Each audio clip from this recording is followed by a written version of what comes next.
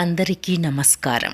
ఈరోజు సౌందర్యలహరిలోని ఆనందలహరికి సంబంధించిన 18వ శ్లోకం గురించి తెలుసుకుందాం. ముందుగా అమ్మను స్తుతిస్తూ ఓ ప్రార్థనా శ్లోకం. ఓం శ్రీమాత్రే నమః. హ్రీంకారాసనగర్భితానలశిఖాం సౌః క్లీం కళాం బిభ్రతీం సౌవర్ణాంబరధారిణీం వరసుధాధౌతాం త్రినేత్రోజ్వలాం వందే పుస్తకపాశమంకుశధరాం స్రగ్భూషితాముజ్వలాం త్వాం గౌరీం త్రిపురాం పరాత్పరకళాం శ్రీచక్రసంచారిణీం.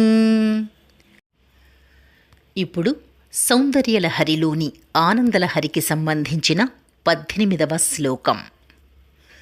తనుఛాయాభిస్తే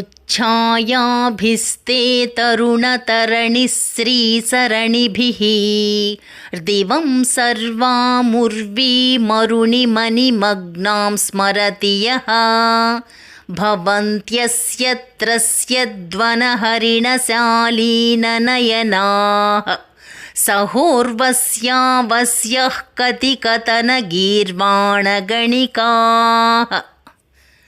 ఈ శ్లోకము యొక్క అర్థమేమిటంటే, జగజ్జనని, ఉదయించుచున్న బాల సూర్యుని అరుణారుణ కాంతి సౌభాగ్యమును బోలు నీ యొక్క దివ్య దేహపు అరుణ కాంతులలో ఈ సమస్తమైన ఆకాశము భూమియు మునిగియున్నట్లు భావించి ధ్యానించెడు సాధకునికి బెదురు చూపులతో నుండు అడవి లేళ్ల యొక్క సింగారపు కన్నులు కలిగిన దేవలోక వేశ్యలైన అప్సర స్త్రీలు ఊర్వశితో సహా అందరూ వశీకృతులౌదురు గదా. అమ్మా, నీ శరీరము తేజ కాంతిపుంజము. అందులో నుండి వెలువడే కాంతి కిరణములు ఈ జగమంతా వ్యాపించి ఉన్నాయి.